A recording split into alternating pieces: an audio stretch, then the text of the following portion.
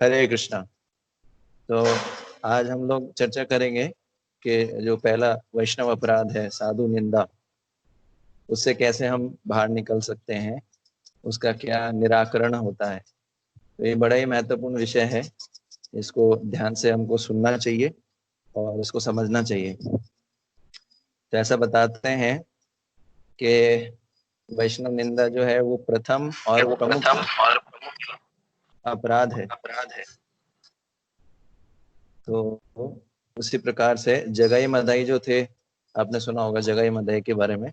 जगाई मदाई ने हर संभव पाप किया था, लेकिन उन्होंने कभी वैष्णव निंदा का जो है पाप नहीं किया। तो और तो आप समझ सकते हैं कि ये कितना पावरफुल अपराध है।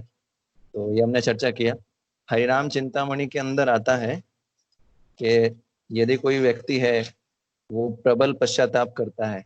प्रबल मतलब स्ट्रांग पश्चाताप करता है, और जिस भक्त के प्रति अपराध किया होता है उसके चरणों में गिरकर इस अपराध से वह मुक्त हो सकता है।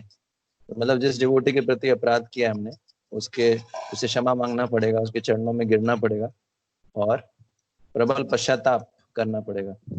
और व्यक्ति को क्या करना पड़ेगा, मतलब पश्चाताप का मतलब क्या है, उसकी आंखों में आंसू आना चाहिए, है ना। आर्टिफिशियल मगरमच्छ वाले आंसू नहीं। और हृदय में दुख होना चाहिए, हृदय में दुख भरकर सच्चे मन से क्षमा याचना करनी चाहिए। ऐसा नहीं नहीं नहीं अब तो करना ही पड़ेगा, क्या करें, क्षमा कर दो, ऊपर ऊपर से बोलने से काम नहीं चलेगा। तो हमको क्या करना है, सच्चे मन से पश्चाताप करना है और हृदय के अंदर दुख भरना है और क्षमा याचना करनी चाहिए, है ना। और फिर जो है जिस भक्त ने अपराध किया है, वो उस भक्त को फिर ये घोषित करना चाहिए, है ना। घोषित करना चाहिए कि वह पतित है ना। दूसरे भक्तों के बीच में ये घोषित करना चाहिए कि वह पतित है, जिसे जिस भक्त के प्रति अपराध हुआ है उससे क्षमा, वैष्णव उस वैष्णव की कृपा की आवश्यकता है। और अगर और वैष्णव तो कृपालु होते ही हैं, तो वैष्णव जो है जनरली क्षमा कर देते हैं। तो आप समझ गए, जैसे अगर जैसे किसी भक्त के प्रति हमारा अपराध होता है तो हमको पश्चाताप तो करना ही है, हृदय से पश्चाताप करना है ना। और उसके साथ में उस भक्त के चरणों में गिर के उनसे क्षमा भी मांगना है। और वैष्णव सभा में ये घोषित करना चाहिए, मतलब इधर लिख रखा है, घोषणा करना चाहिए कि मैं बहुत पतित हूँ और मुझे वैष्णव कृपा की आवश्यकता है। तो जब ये वैष्णव की सभा में घोषित करते हैं तो हमको कृपा मिलता है। और माधुर्य कादम्बिनी में बताया गया है, नाम प्रभु के प्रति हम 10 अपराध करते हैं, उसमें उनसे मुक्त होने की विधि का वर्णन किया गया है। तो क्या बताते हैं कि पश्चाताप जो है वो प्राय अधिकांश सभी अपराधों के उपचार के रूप में उल्लिखित है उसमें। तो अधिकतर हम सब, मतलब पश्चाताप तो आपको हर अपराध के लिए करना ही पड़ेगा, पश्चाताप तो बेसिक है। तो पश्चाताप का अर्थ क्या होता है ये भी समझना चाहिए। पश्चाताप का अर्थ क्या होता है कि अगर हमसे कोई अपराध हुआ है तो उसके कारण गहरा दुख अनुभव करना, और ये चाहना कि मैंने ऐसा ना किया होता, तथा ये संकल्प करना कि ऐसा दोबारा नहीं हुआ।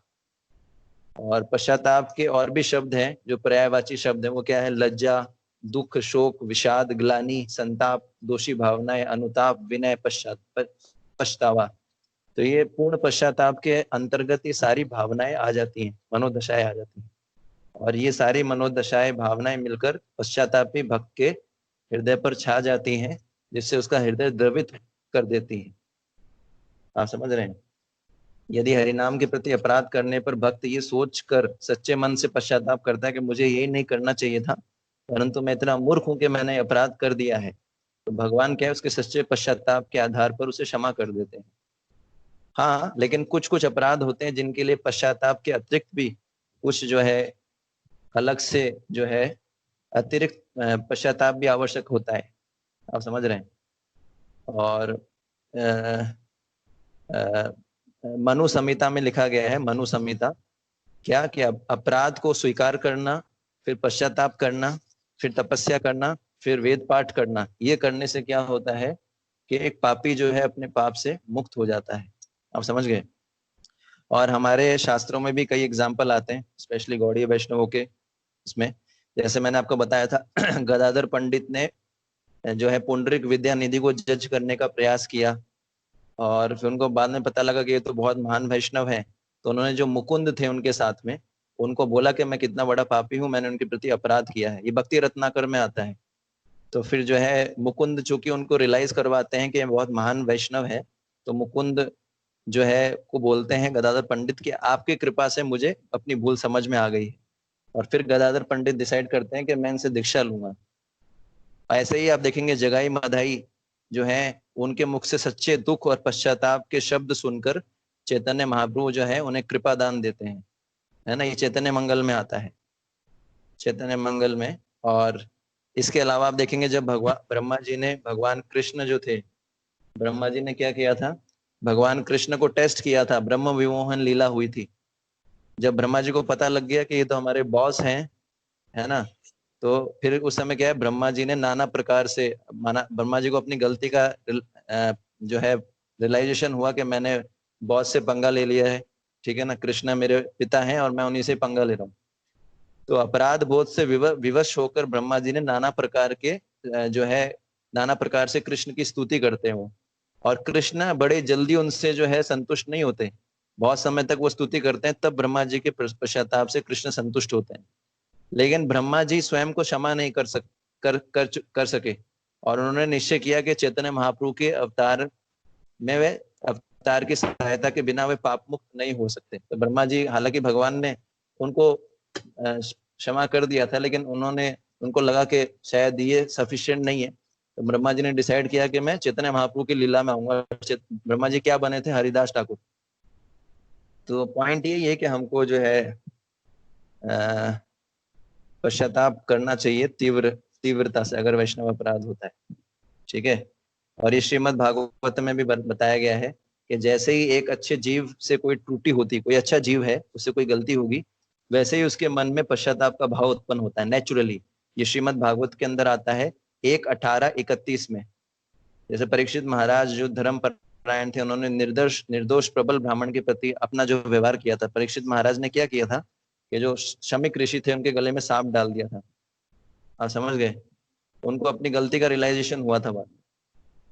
तो पॉइंट यही है कि भक्तगण जो होते हैं स्वभावतः दोष रहित होते हैं।